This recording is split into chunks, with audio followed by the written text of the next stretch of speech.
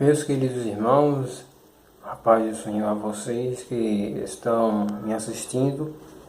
E meu nome é Samuel Francisco, para quem não me conhece, sou membro da IADPE, Igreja Assembleia de Deus em Pernambuco, e quero compartilhar com vocês a palavra do Senhor, que é infalível, e está escrito em Isaías capítulo 40 e o versículo de número 29 ao 31, que diz: dá esforço ao cansado e multiplica as forças ao que não tem nenhum vigor. Os jovens se cansarão e se fadigarão. Os mancebos jovens certamente cairão, mas os que esperam no Senhor renovarão as suas forças. Subirão como asas, como águias, correrão e não se cansarão, caminharão e não se fadigarão. Esses versículos me chamam muita atenção, que podemos dizer que Isaías era um profeta messiânico, ou seja, profeta que fala sobre Messias, mas no contexto do versículo, podemos começar no versículo 39, quando em Judá reinava um homem chamado Ezequias, o rei de Judá. Ele era um rei muito dedicado a Deus. Ele era tão dedicado a Deus que, na verdade, ele fez a festa da Páscoa. E essa festa foi tão grande e reuniu tantas pessoas que nem no tempo do profeta Samuel ou no profeta Moisés nem fizeram a festa da Páscoa como Ezequias fez. E Ezequias, ele era um homem temente a Deus, não como seu pai Acais, mas tem uma hora que ele vacila na sua caminhada, tem uma hora que ele não está condizente com aquilo que Deus ele quer. Você pode ver isso em Isaías capítulo 39. Também pode encontrar referência em 2 Crônicas, capítulo 2 Crônicas, capítulo de número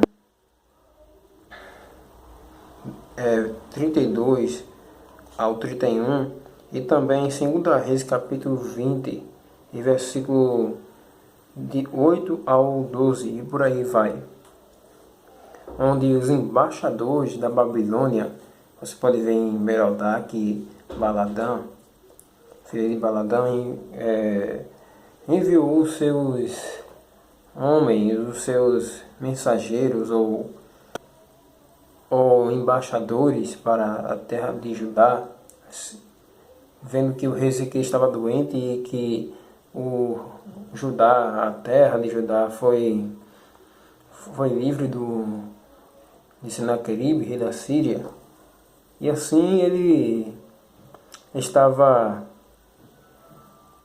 condizente com aquilo que o Senhor estava fazendo, e ele cresceu muito. Ezequias foi um homem que ganhou muitas riquezas, e que essas riquezas poderiam ser roubadas um dia. As especiarias, os seus ungüentos, os seus tesouros, os seus escudos, tudo estava em exposição. E Ezequias ele tem essa... queria mostrar tudo que ele tinha àqueles homens. Mas Isaías, ele disse a Ezequias: olha, Ezequias, todos esses seus pertences serão levados um dia para a Babilônia, e que os eunucos que eram os seus filhos se tornarão eunucos, ou seja, os seus descendentes se tornarão eunucos, ou seja, servos do rei da Babilônia. Tudo será levado, nada que está aqui não será levado. Tudo será levado para a Babilônia. E essa palavra não só mexeu com Ezequias, mas mexeu também com todos os israelitas, pois a vida dos israelitas, a terra de Judá, o povo de Judá estava em jogo. A vida daquela nação estava em risco e eles estavam preocupados. Eu vou imaginar, porque de uma palavra tão dura como essa, que não acho, para eles são duros, mas até Ezequias disse que essa palavra é boa, porque nos tempos de Ezequias haverá paz antes daquele dia. Mas é muito perturbante. Mas de Deus ele fala com mais brandamente.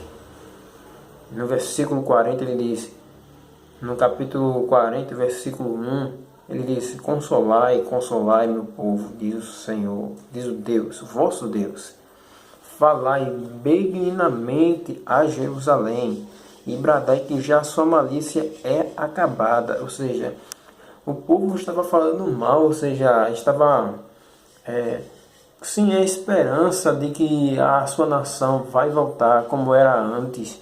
Mas ele diz: falai bem de Jerusalém e bradai que já sua expiação, que sua malícia é acabada.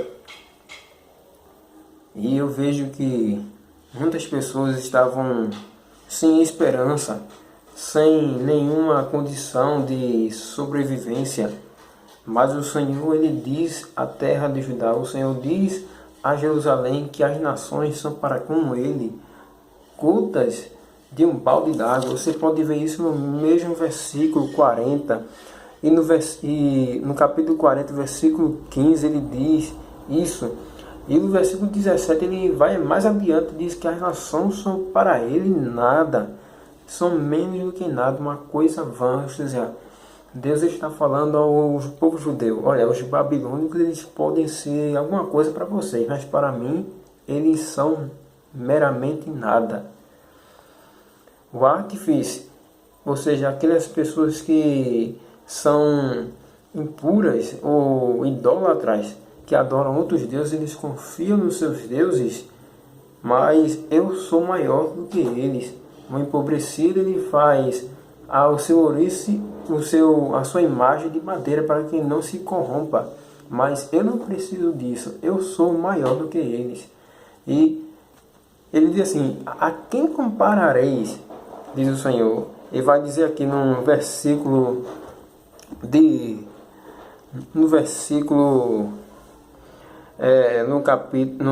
de número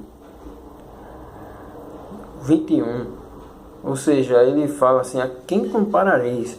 A quem vocês estão comparando? Porque eu sou quem está sentado sobre o globo da terra, e que para mim a terra é como as pessoas são como gafanhotos, e ele desenrola os céus para que possa fazer como se fosse uma tenda para eles habitar. Ou seja, Deus está dizendo que ele pode virar o céu pela vez se ele quiser. Coisas que nenhum Deus faz, nem qualquer nação. O povo de Israel estava confiando mais nas armaduras do que em Deus. Claro que as armaduras são importantes também. As armaduras, por exemplo, é a nossa segurança, mas isso não quer dizer que Isso é em primeiro lugar. Deus é maior do que isso. Por isso que nós cristãos não precisamos ter porte de arma ou espada, mas nós não temos de lutar contra a carne e contra o sangue, mas sim contra os principados, potestades. Isso Paulo ele escreve a sua carta aos Gálatas. Ele fala: tomai a armadura, a espada é a palavra do Senhor, o escudo é a fé, e tantas mais, como o capacete da salvação, a couraça da justiça, e os pés e os calçados para o Evangelho, para a caminhada do Evangelho. E Deus ele disse que naquele tempo os jovens eram os mais fortes, e ainda é, mas os jovens eles se dedicavam mais ao trabalho militar. Mas o Senhor ele diz assim, que ele dá força ao fraco e ele tira força aos jovens. Eu me lembro da passagem de 2 Samuel que fala, de 1 Samuel capítulo 2, que é sobre Ana, ele diz que quebra o arco dos fortes e que dá força aos que são fracos. Ana diz isso. Esse versículo é muito interessante. Eu vou até abrir a Bíblia aqui. 1 Samuel, capítulo de número 2. Capítulo número 2. Ele diz aqui, ó. E no capítulo 2, o versículo... O canto de Ana. Aqui está dizendo aqui: o arco dos fortes foi quebrado, e os que tropeçavam, olha, aqueles que estavam fracos, foram cingidos de força. Segundo 1 Samuel, capítulo 2, versículo 4. Ou seja, Deus, Ele que dá força ao fraco. Você pode ver que muita gente que parece parar na caminhada, ou mesmo por causa dessa pandemia, acha que vai piorar do que melhorar. Mas a gente não deve confiar nos homens. Os homens não podem ser o centro da nossa confiança. Tem que ser em Deus, em Senhor. Eu sei que Deus ele ilumina a mente dos homens para poder fazer medicamento, mais fazer vacinas, mas sem isso, sem que Deus ele mande, os homens não fazem nada. Jesus disse: sem mim nada vocês poderão fazer. Deus ele pode nem fazer, Deus ele não pode nem permitir que a vacina chegue a nós. Mas a nossa confiança depende de Deus. A nossa confiança deve ser inteiramente em Deus. E assim, Deus ele levanta o fraco e abate aqueles que estão fortes. Deus disse: preparai o caminho para que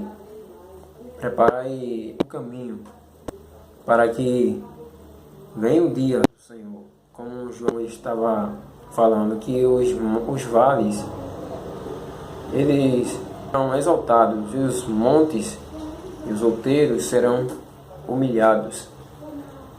O Senhor é que faz tudo isso, e não depende de alguma pessoa ou de alguém, ou de algum objeto, ou um poder. Deus ele é o próprio poder, a sua essência é poder. Então, as palavras que Deus diz: confie no Senhor.